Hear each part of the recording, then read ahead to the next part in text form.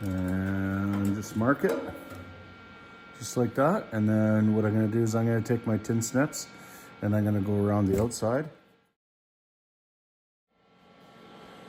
All right, what I have done is taken a piece of 3/4 inch copper tubing. You can use other sizes if you want. Just hammered it flat and bent it. Pretty simple stuff. Then I take my little piece of sheet metal, hold her in there, give her a quick tacky poo.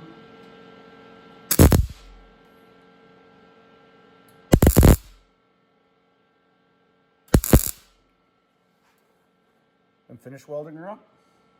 That works pretty good.